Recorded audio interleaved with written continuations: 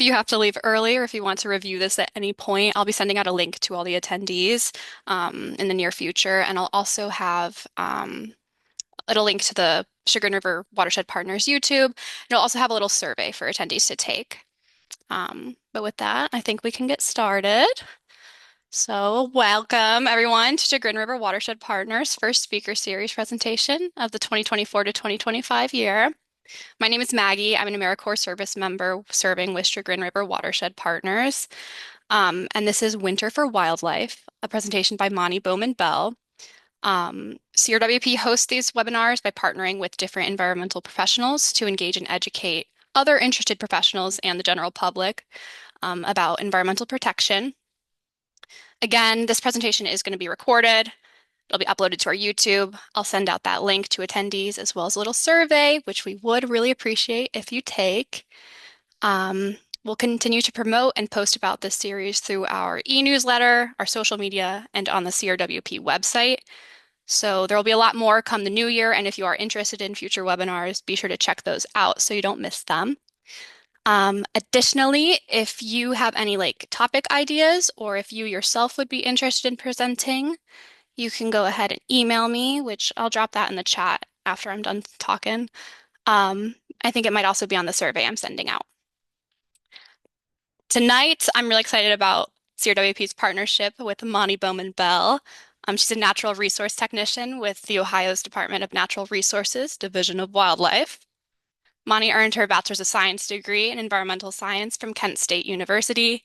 She's certified in animal biosafety and specializes in wildlife communications. In this presentation, Moni will discuss how various wildlife survive the cold and snow, plus how you can provide helpful habitat to be a winter pit stop for wildlife. If you have questions, feel free to type any as we go into the chat box that's on your screen, and we'll cover them towards the end during a Q&A session. So, with that, thank you very much, Moni, for this presentation, and thank you to those of you interested in the topic. I'll turn it over to you. Hi, everybody. My name is Moni Bowman Bell. I am a wildlife communication specialist for Northeast Ohio. What that means is that I help with any media inquiries and also with education materials for other educators and for the constituents of Ohio. I'm going to share my screen now, and we're going to get started with Winter for Wildlife.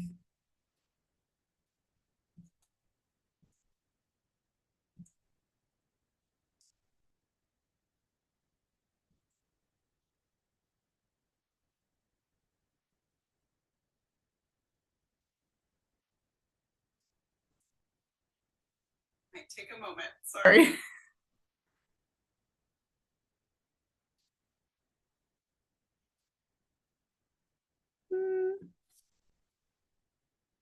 Let's go back here.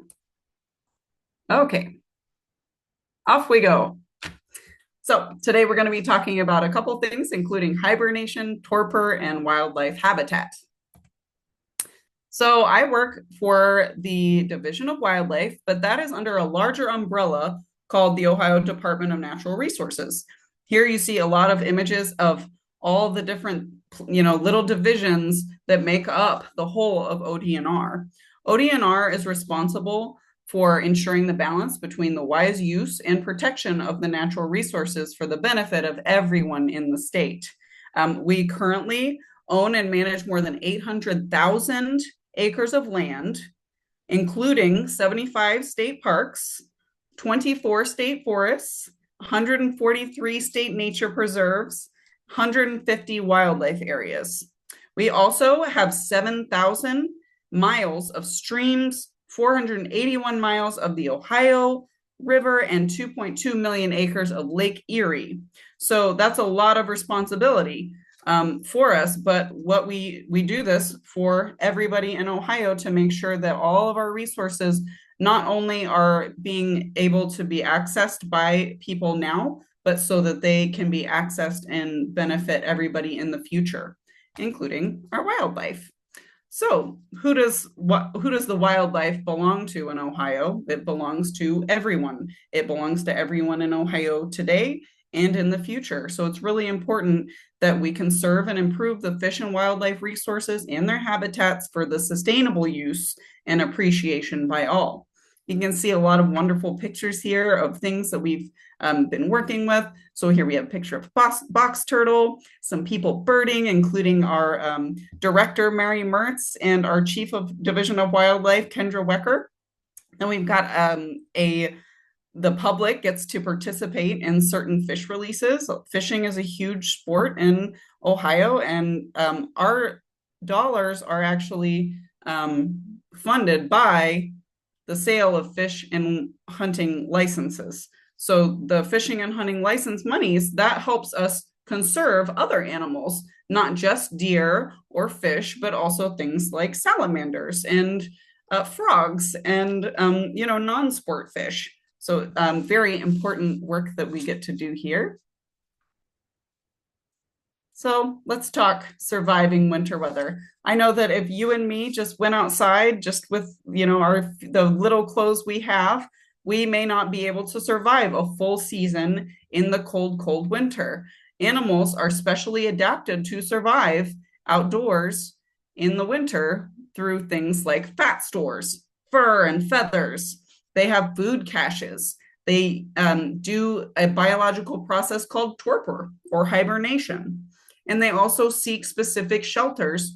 And if they can't handle it here or in a very cold place, they will migrate somewhere else temporarily and then maybe come back to visit us later in the year.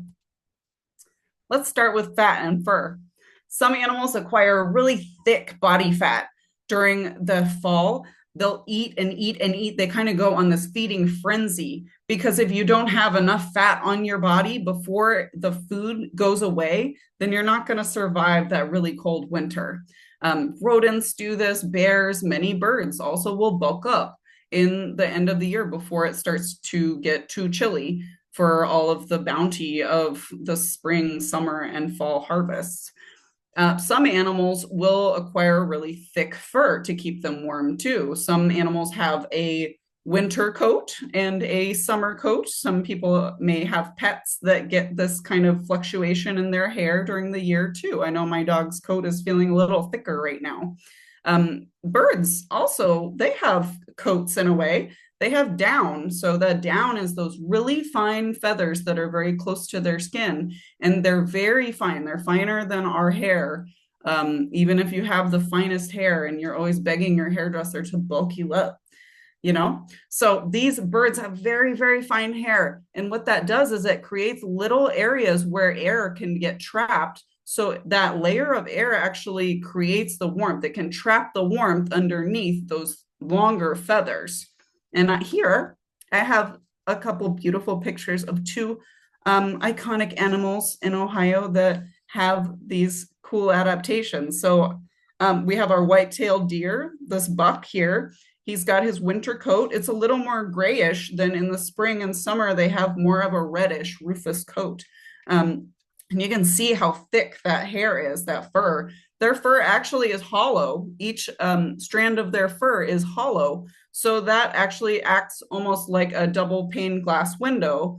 If any of you have lived in a home with single pane glass, which I have, it can be very chilly in the winter. That double pane actually creates an extra barrier and it holds that heat inside of the animal. Then we have this beautiful bird, the American tree sparrow, also known as a winter sparrow here in Ohio. They come here for the winter. These birds actually will, they breed up in northern North America. So Alaska and northern Canada. So that's where they breed and they come down here in the winter. For them, this is warm, but you can see this bird is nice and fluffed out. These are very beautiful birds, and you might think this just looks like any other sparrow. It's very hard for me to identify. So when we're looking at this bird, you might be able to recognize them. If you look at their very short beak, they have a darker beak on the top, and then on their underbeak, their lower part of their beak is actually more of a yellow color. So they have that bicolored beak. They have that bright red mohawk on their crest. They have a bright rusty eye line here. And then if you look right here on their chest, it looks like they have just a little smudge. If any of you are artists, you might get some of your charcoal on your finger and it looks like you just went smudge right on their chest. So that's one way you can identify this very beautiful, common in the winter bird, but a bird we would not see otherwise in the year. Winter birding is one of my favorite times of year to bird. The birds look so beautiful on the snow, and when everything else is kind of monotone, it's very easy for us to kind of pick out some cool birds. And it's neat because a lot of birds come through here on their migrations even further south, or they just come here from their, or they're here year round, like our cardinals and our robins and blue jays and things like that. Let's talk about eating. So here we've got a blue jay, who I was just mentioning, and we see these snags. Many people say, oh, these are so unsightly. I don't want to look at this dead piece of tree, this dead wood. But these animals here, as you see, this woodpecker, this mink, and this blue jay, they will take their acorns or whatever food source they have. Squirrels will do this also. Many animals will hide food when it's bountiful in these tree snags or other areas. They may burrow, may find little spots, and they're kind of like animal pantries. So it's a place to prepare for when there is not any food left. And they will remember where these spots are, and they'll go back to them and enjoy the food during the cold months when they're out and their fat stores are slimming down. Um, and they're very important for animals. So we'll talk a little bit more about tree snags later too. But they're a very important habitat for wildlife. Some animals get through the winter by scavenging on carrion. Carrion are other dead animals. When they die of starvation, then another animal does benefit from that, and they will go and get that animal and eat it and consume that very important protein that they need, the protein and fat that they need to survive. So it sounds gross to us. It's not something we would maybe go on the side of the road and pick up an animal that's been dead for a while, but many animals, such as minks, bald eagles, vultures, weasels, falcons, hawks. A lot of these birds will eat carrion. So, if you don't want to store food for the winter, if your body cannot handle hunting in such cold weather, there are other ways that animals have adapted to survive in the winter. One of these states is called torpor. Torpor is this Webster's dictionary definition here we have. It's an involuntary state of lowered physiological activity, typically characterized by reduced metabolism, heart rate, respiration, and body temperature that occurs in varying degrees, especially in hibernating and estivating animals. So we've heard of hibernation. I bet a lot of you have heard of hibernation, but some people may have not heard of estivation. Estivation is when an animal is using this torpor, this lowered physiologically active state, to keep themselves cool. So they burn less energy trying to stay cool instead of staying warm, like in hibernating. A lot of animals that do this are amphibians, reptiles, fish, and snails. And they go in that state when it's very hot. They will actually estivate instead of hibernate. So that's a fun fact for today. And who does this torpor, either hibernation or estivation? Many mammals, insects, reptiles, amphibians, at least 43 bird species, and many fish. Some people think, well, where do all the insects go? Well, they don't just all die in the winter, which some people think, oh, well, it's winter and all the bugs are dead. That's actually not true. Many of them are in a torpid state. Here's some fun facts about torpor. Some fish do enter this torpor stage to conserve dissolved oxygen in frozen water bodies. When your lake or pond freezes, think about it. That layer on the top where there could be oxygen exchange goes away because it's completely frozen and there's no way for that gas to pass through the ice unless it's very, very thin, unless there's broken areas of that. So when it gets very cold, there is less dissolved oxygen. So fish really need to slow down their metabolism. They need to slow down their respiration and their heart rate. So they need to slow the rate that they consume calories because they can't get as much oxygen.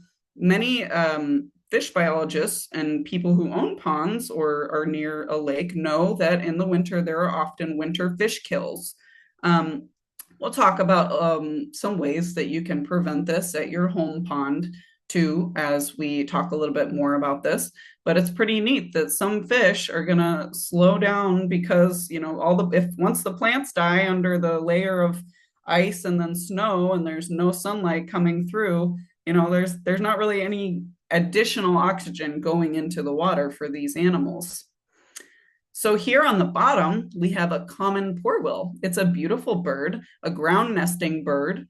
And this is referred to as a holchoco, meaning the sleeping one in the Hopi language, because they will actually hibernate. These are hibernating birds. Many birds don't completely hibernate, but this one will completely go to sleep and not wake up until they are completely warmed up, which is very neat. So black bears, fun fact, they are not true hibernators. You can rouse a black bear from its torpor. So if you happened upon a black bear den in your woods or your wildlife area, you should still back away quietly and let them, keep their rest on. So what is true hibernation? Hibernation is the same as torpor, but it's much deeper, so that it's unable to be awoken until that physical environmental change has completely changed. So who does this? Woodchucks, groundhogs. Everybody knows of Puxatawny Phil. So he will not come out unless it's warm enough, right? And they'll tell him that, oh, it's time for spring, right? The sun is up and it's warmed his ground enough. We've got the 13-lined ground squirrel. These are really cool ground nesting squirrels. I'll show you a picture of those in a minute. Woodland jumping mice. Here on the right, or you can see the woodland jumping mouse.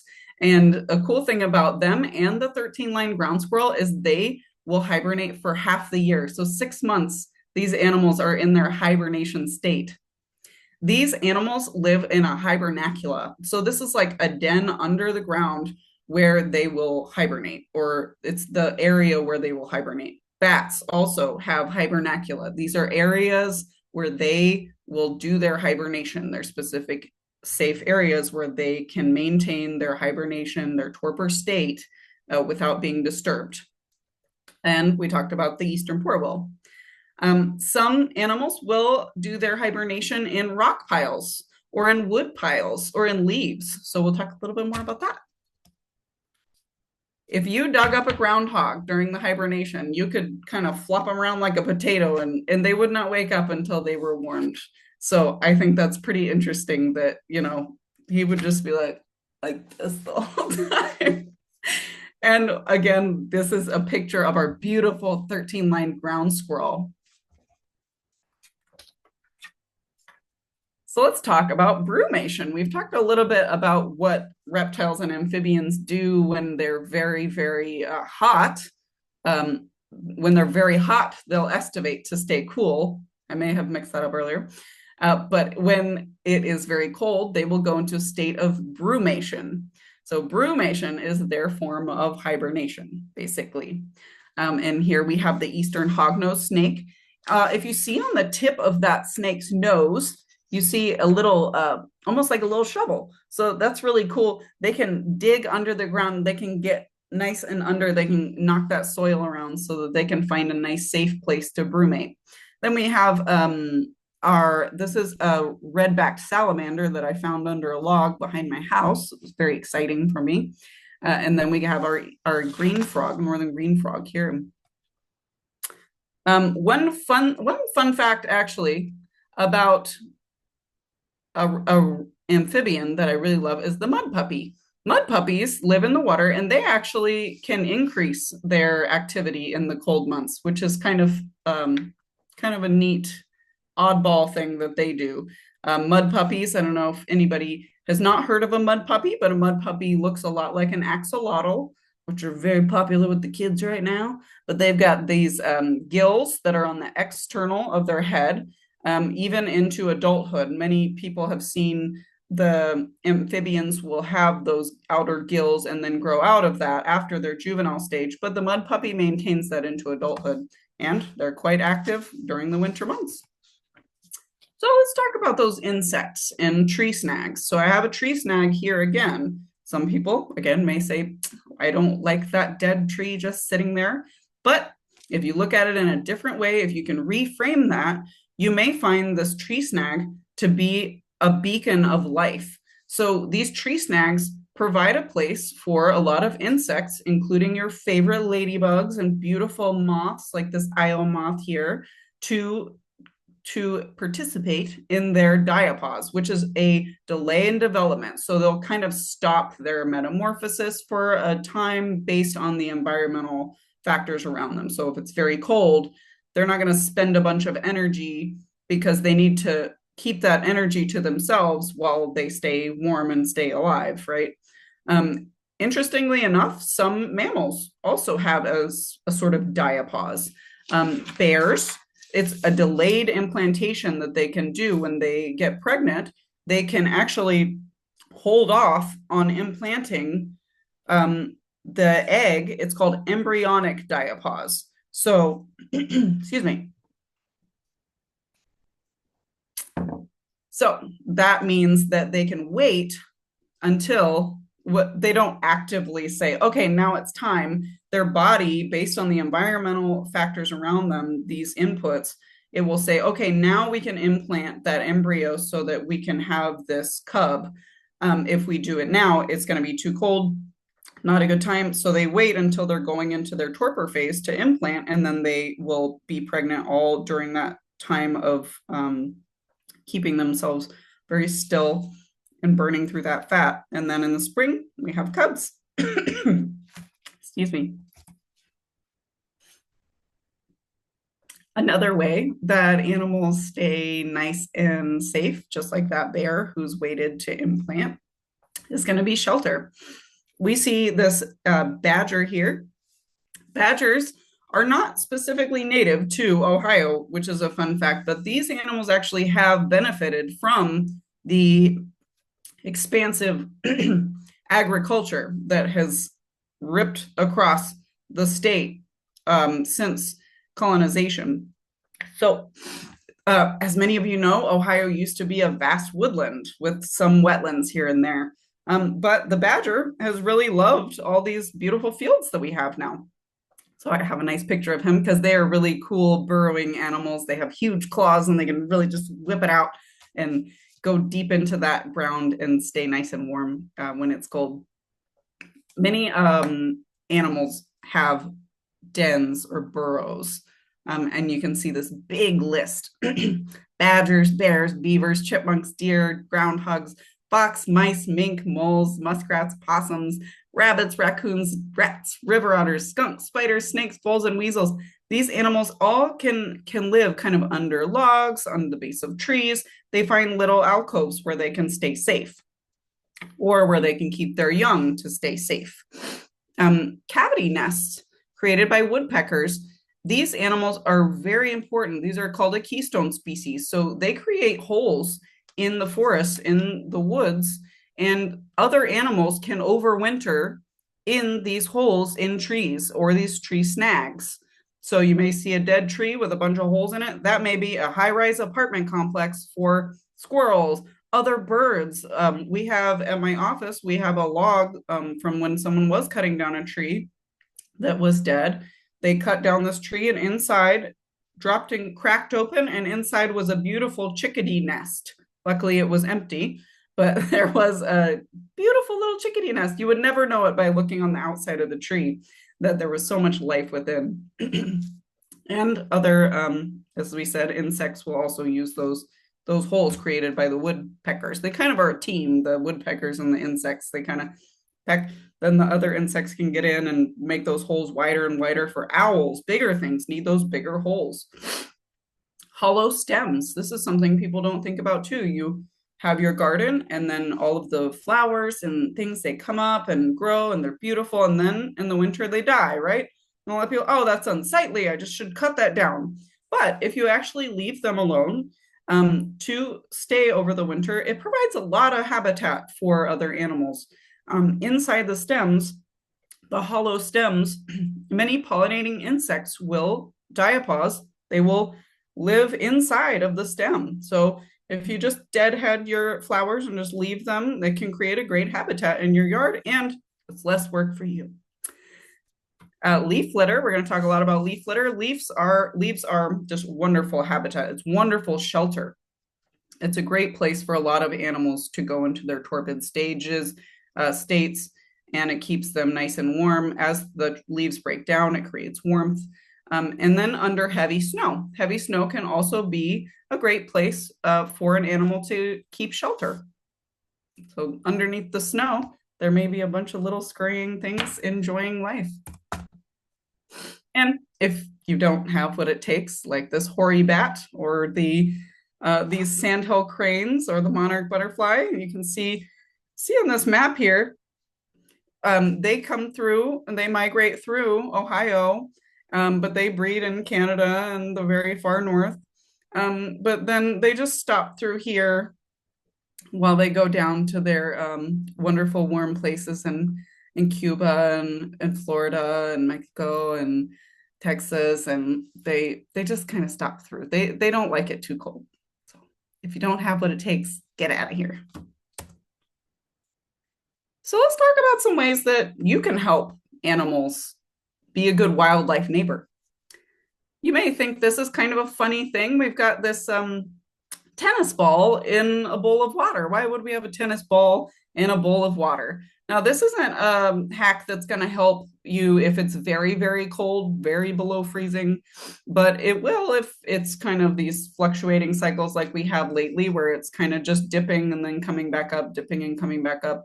What this does, if you have a bird bath, you fill your bird bath as you do in the spring and summer and fall, and then you put a little floating ball. It doesn't have to be a tennis ball, but a hollow ball that will float and move around with the wind. It'll help break up those thin layers of ice before they get too thick. And then you will always have a little bit of water. Animals need water, even if it's freezing. You'd think, oh, well, why don't you just go eat snow? If you don't know, eating snow actually will burn more calories than you're going to get from the water. So it's actually quite dangerous for a lot of people and wildlife to just eat snow to get that water that they need. They're not really going to get it because they're using it to warm up the snow. So having that liquid water is really important for birds. Birds need to clean themselves too. You know, even in the winter, we wash our hands, right? We don't just stop getting dirty because it's winter. And in the winter, these animals may be encountering things like road salt and other chemicals on the ground. So it's really important for them to have a place to kind of wash up or to drink. So putting a tennis ball in a shallow bowl and checking that, breaking it, checking on it every once in a while is a good idea. You can also get very nice bird bath heaters. So that's another way that you can keep your bird bath liquid all year and get those awesome winter birds to come to your house to visit you. You can also move your bird bath or a little pond. If you have a little pond and a small bucket that you want to move around, just put it in a sunnier spot so that the sun can warm and melt the top layer of ice. Speaking of ponds, if you do have a pond and you want to prevent those winter fish kills, one thing you can do is you can blow, if there's thick layers of snow, you can blow off that snow with a snowblower, with just a leaf blower. I don't love leaf blowers, but they do serve their purpose if you can't get out in the middle of a pond. So blow off that snow so that the plants can survive a little longer underneath that ice. And then you can put a bubbler. So putting bubblers in your ponds are another way to keep that water, that liquid water flowing. So we talked a lot about habitat with the snags, leaving snags. What if you don't like a snag? Maybe you don't want that big tall snag standing in your yard. You can actually move it, cut it down, and make a beautiful brush pile. You see the plans here on this project. A hyper manicured lawn is not an inviting and warm place for animals. So I always say to leave the leaves. Those leaves have a lot of eggs on it.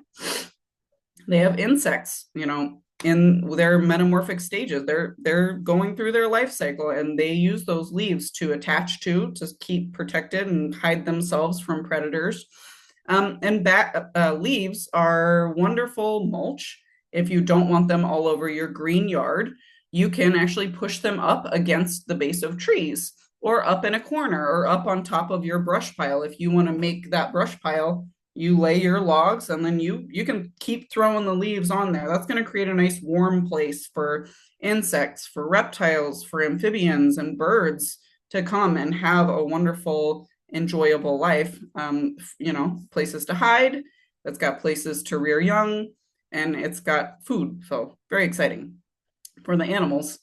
If you don't want to have the leaves everywhere, you can also compost them. Composting them is a great way to keep the leaves on your property, keep those nutrients on your property instead of going out and buying, a bunch of fertilizer. These leaves can act as a natural fertilizer. So I always recommend to leave them, or to manicure less. Again, less work for you.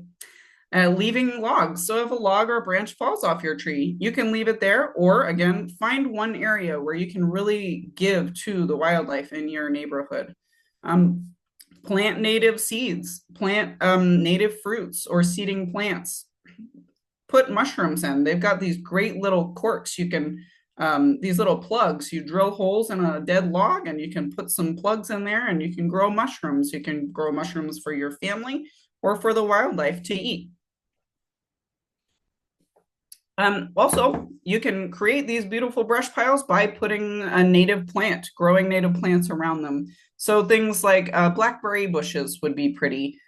Provide food for you and your family to pick in the spring and the summer. Or trumpet vine, some beautiful native honeysuckles, not invasive plants. Always, before you're going to plant anything, make sure you're finding stuff that is native to the state of Ohio, so that you're not causing any problems, and you're also nurturing the animals that have been here and are supposed to be here for longevity. Winter is, again, one of my favorite times to go birding and to be outside. It's just so fun. I really love it. I am from Texas, and we did not have snow growing up. So it's very exciting to get out there and see all the tracks in the snow, and see, kind of put together the clues with your family, go on a nice outdoor walk. And as long as you're bundled up like a bear, get all your coats on, cover your head, cover your ears, and get some good shoes, maybe a walking stick because it is slippery out there sometimes. You can see some great stuff. So here, this was just on my back patio. These little bird footprints, they're just so cute. These little tracks, I just love them. And then this picture, I did not capture this photo, but it is of an owl that had swooped down and captured some prey and then flew away. You can look at that print and you can just visualize what happened, how it swooped in. See that long tail dragging as they slowed down, and then that pile in the middle where they yanked it up. Pretty cool. If you want to, yeah, bird feeding is a great option in the winter. There's a myriad of ways to feed, as you can see: whole corn, safflower, thistle, peanuts, corn on the cob, cracked corn, striped sunflower, and oil sunflower. There's been many studies on, what's the best, most economical. Birdseed is very expensive right now. I know it is becoming a more expensive hobby as time goes on. But black oil sunflower is number one favorite, they say. It's very high in energy, it's economical, and you're going to get more bang for your buck there. But if you are interested in some of those other options, there are all of the animals listed that really enjoyed them. So like the whole corn, blue jays, pheasants really love that. And making sure that you're keeping your bird area clean is always important. Cleaning out your bird feeders, even though it's not hot, birds can carry different diseases and they can be communicable. So you want to clean out every time you're out of seed. Wash out your bird feeder according to good instructions, soapy water, depending on the material of your bird feeder, letting it dry all the way before you refill. Nuts and nut butters are great. Suet, which is like a fat. You can create your own by melting beef fat, tallow, they also call it, and then letting it cool and then re-melting it again, like in a crock pot. You can add different nuts or mealworms or anything into it. And that's a favorite for animals that need that high fat, high protein. So that's a really great way to feed. Mealworms, another great, cool way to feed for insectivores, which are very fun, beautiful birds. I want to thank everybody for listening to me talk on and on about wildlife. I love my job. I love getting to talk to the public about ways that they can interact with more beautiful animals. So I would like to leave y'all with a couple of these animals here. Got the wood frog who needs leaves on wet ground, and then this beautiful Luna moth, and this is my back that it landed on me. And I was very excited when this happened. But these animals need leaves. They need tree snags. They need less manicuring. So a little less manicuring this fall. A lot of the wildlife will benefit, and it'll create a better balanced ecosystem with more chances for wildlife viewing for everybody. My contact information is on the bottom of this page. If anyone needs any field guides or any other booklets, you can contact me, send me an email. Say if you have a program coming up that you're teaching and you need, you need common birds of Ohio field guides, you just let me know and I can get those mailed out to you. You can also follow Division of Wildlife on the social media feeds here, and you can see that. And I really wanted to thank Maggie for having me here. And Kevin, thank you so much for welcoming me on the show. Thank you so much, Moni, and thank you everyone who's joined. Now we could probably go ahead, and if you do have any questions, please feel free to send them in the chat. I know we have one, and I'll ask that in just a moment. But first, I wanted to just actually ask a question of my own. So I'm glad you brought up the caches. And I was just curious though, do different wildlife, if they stumble upon one, do they ever like take from it or Sure. yeah, they okay. I just wanted to make sure. So, all right. It's Um, like if you have children and they bring home a bunch of Halloween candy and you just stumble upon it, sometimes it can be hard to, not have a piece. So yeah. yeah, if they find it and they are hungry, yeah, they will. Some animals will mark their areas. Notoriously, otter and mink, they can put smelly substances around their dens and around their areas to prevent other animals from coming in and stealing from them. But yeah. Okay. Thank you. All right. So then how about where can we find badgers in Ohio? So badgers have been seen on the western side of the state. We're probably not going to see many badgers in Northeast Ohio. They're going to be more in the fields. So anywhere there are lots of agricultural fields, which is why they're even coming in the state to begin with, because they're more of a prairie species. They're not as much in the woodlands like our state is typically. But with all of the agricultural work we've done in the last 100 years, they have been starting to make their way east. So southwest, you'd probably see the most badgers. I haven't personally gotten to see a badger in Ohio, but they are here. Okay. Thank you. I was gonna say I that kind of shocked me too. I hadn't seen badgers myself here. All right. We also have a request if you could please pull up, if you share your screen again, pull up the slide that has your contact info. Oh, sure. That would be appreciated. Yes. And then kind of as or once you're doing that, we have another question that's just asking if you can talk a little bit about feeding wildlife like deer during the winter. Okay. So these animals, hold on, I'm the worst at No, multitasking. me too, so you're good. Everyone be patient. Let me put this share back up here. Okay, there we go. Can everybody see that? Yes, you should be Okay, good. good deal. So, as far as feeding wildlife, we do have to remember that these animals are fine without us. They do not need us to feed them. It's lovely to feed animals. There's a great new brochure that we just came out with called Feeding and Baiting Wildlife. Um, it's a little bit controversial. Some people will feed deer, but there are feeding wildlife can attract more wildlife to a single area than would be found in a natural setting. When that happens, just like when COVID was a problem, if when COVID was a problem, being in large congregations and being very close to one another was dangerous. Same thing for these wild animals. These wild animals don't go to the doctor to get, vaccines and things. While there are programs like putting rabies vaccines out in the wild that happen sometimes when there's bad outbreaks, we cannot mass treat these animals for these infections like epizootic hemorrhagic disease. That's a deer disease where it's very sad. And they will congregate, and that's how they can pass it from one to another. So, feeding things like deer, I do not recommend it myself. There are people who say, if you do that to move it, don't always leave it in the same place, keep it very clean.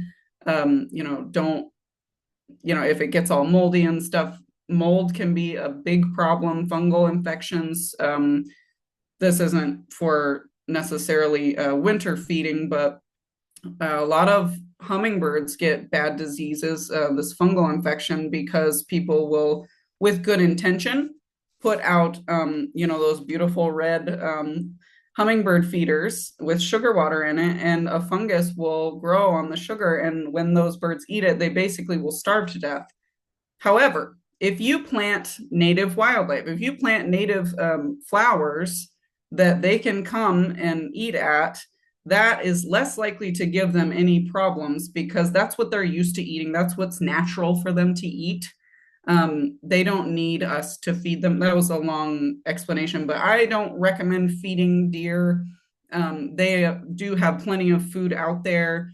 Hunters do help keep the populations low enough to where they're not congregating everywhere. And even still, deer have plenty to eat. If any of you have gardens, I'm sure you have been feeding your neighborhood deer. I hope that answers the question. Does that answer your question? I can't see the chats. I think that sounds, yes, she's saying yes. Okay. But then to just kind of piggyback off of that, shouldn't we kind of discourage bird feeding also then, if that attracts, I guess, nuisance species, kind of like deer and maybe raccoons?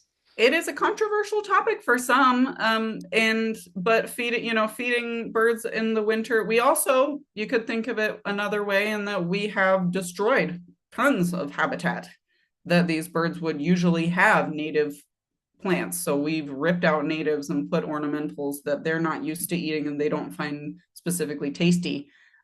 So you could say, okay, well, here's the pity bird seed.